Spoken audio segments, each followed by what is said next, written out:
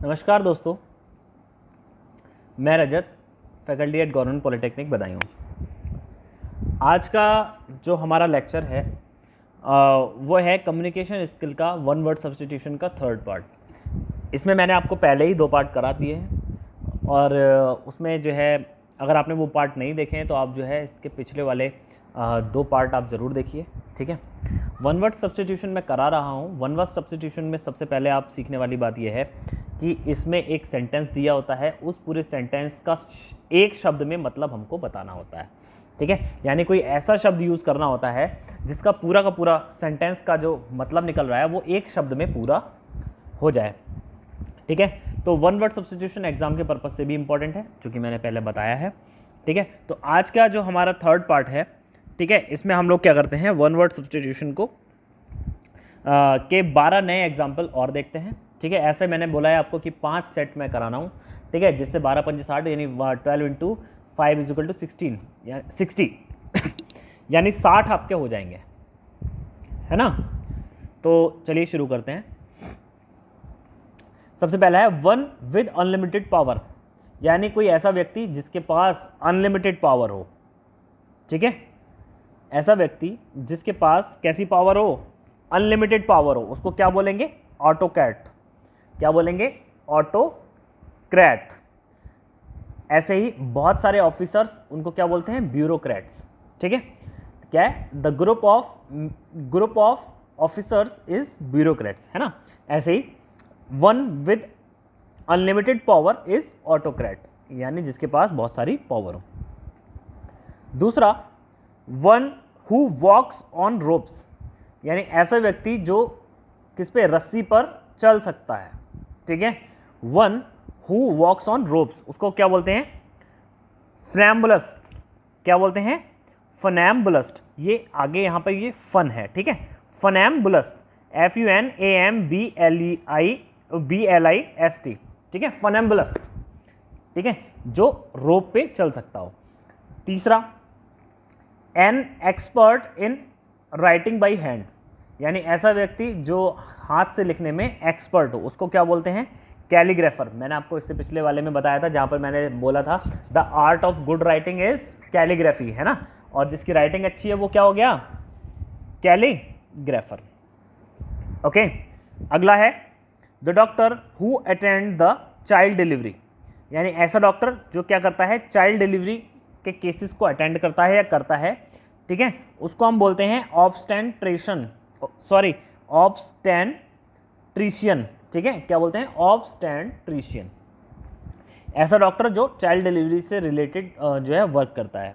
इसके बाद में a doctor who deals with female reproduction system, यानी ऐसा डॉक्टर जो फीमेल्स के रिप्रोडक्शन यानी प्रजनन सिस्टम से रिलेटेड डील्स करता है या ऐसे मरीजों को देखता है, उसको बोलते हैं गायनोलॉजिस्ट, ठीक है।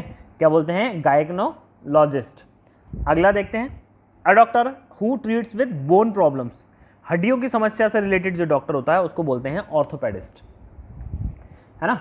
ऐसा डॉक्टर जो क्या करता है, हड्डियों से रिलेटेड या जोड़ों से या जो हमारे जो बोन्स के जोड़ हैं उनसे रिलेटेड चीज़ों को जो देखते हैं उनको हम बोलते हैं ऑप्थेमोलॉजिस्ट, ठीक है।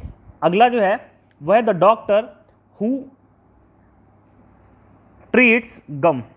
अब ये गम वाला गम नहीं है चिपकाने वाला, ये गम है हमारा मसूड़े वाला। कौन सा वाला, मसूड़े वाला, यानी दांत के ऊपर जो मसूड़े होते हैं उनको भी गम बोलते हैं, है ना। तो the doctor who treats with gum, जो मसूड़ों से रिलेटेड मसूड़ों से बीमारी से रिलेटेड मरीजों को देखता है, उसको हम क्या बोलते हैं, उसको बोलते हैं पेरिडोंटिस्ट। क्या बोलते हैं, पेरिडोंटिस्ट, ओके। अगला है one who is all powerful, ऐसा जो कैसा है, पावरफुल है, ठीक है, उसके पास बहुत सारी पावर है, तो उसको बोलते हैं ओमनीपोटेंट। क्या बोलते हैं, ओमनीपोटेंट। ओमनीपोटेंट मतलब जिसके पास अथाह पावर हो, अथक शक्ति हो, अथक ज़्यादा से ज़्यादा उसके पास शक्ति हो, है ना। अगला है one who is all knowing, ऐसा व्यक्ति जिसको सब कुछ आता हो, सर्वज्ञाता, है ना। हिंदी में बोलेंगे तो क्या बोलेंगे, सर्वज्ञाता, ठीक है। लेकिन अगर इंग्लिश में बोलेंगे तो क्या होगा, ऑमनिसिएंट, ठीक है। Omniscient, omniscient, okay. अगला है one who is present all over, ऐसा व्यक्ति जो हर जगह प्रेजेंट हो, ठीक है, ऐसा व्यक्ति जो हर जगह प्रेजेंट हो, हमारे यहाँ क्या बोलेंगे उसको, हिंदी में उसको क्या बोलेंगे,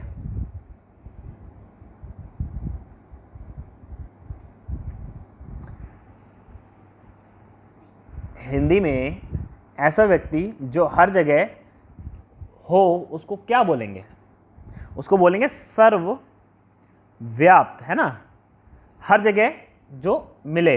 लेकिन अगर इंग्लिश में सर्वव्याप्त का मतलब निकालेंगे तो वो होता है ओमनी प्रेजेंट, ठीक है, क्या होता है, ओमनी प्रेजेंट।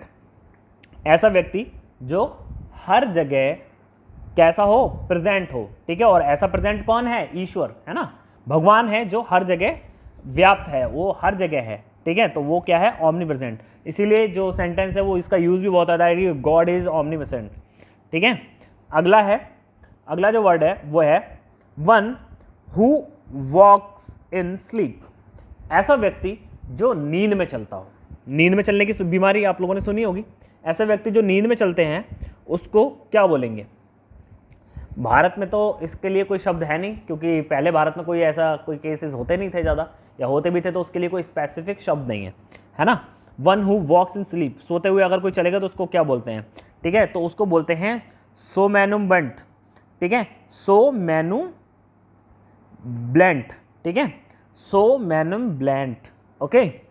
ऐसा व्यक्ति जो नींद में चले उसको क्या बोलते हैं, सोमैनुब्लेंट। स्पेलिंग लिख लीजिए, SOMANUBLEST, ठीक है, सोमैनुब्लेस्ट।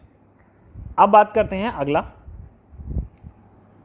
One who takes a part in dialogue और कन्वर्सेशन, एक ऐसा व्यक्ति जो किसी समझौते में, किसी वार्ता में, किसी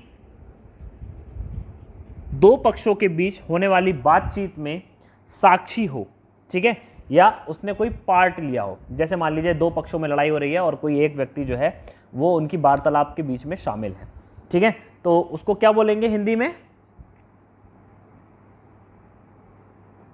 वार्ताकार, है ना। लेकिन इंग्लिश में उसके लिए शब्द है इंटरलोकेटर, ठीक है, INTERLOCUTOR, इंटरलोकेटर, ठीक है। तो ये जो शब्द हैं, ये 12 शब्दों का सेट आज हम लोगों ने किया है, ठीक है। आप इसको ध्यान से पढ़िए, इनको समझिए, इसको नोट कीजिए, ठीक है। और ये सारे के सारे एग्जाम पर्पज से बहुत ज़्यादा इंपॉर्टेंट है। आप इसके इंपॉर्टेंस को ध्यान में रखते हुए इन सभी को अपनी अपनी कॉपी में नोट्स की तरह लिखते रहिए, ठीक है। मिलते हैं अगले किसी लेक्चर में। धन्यवाद।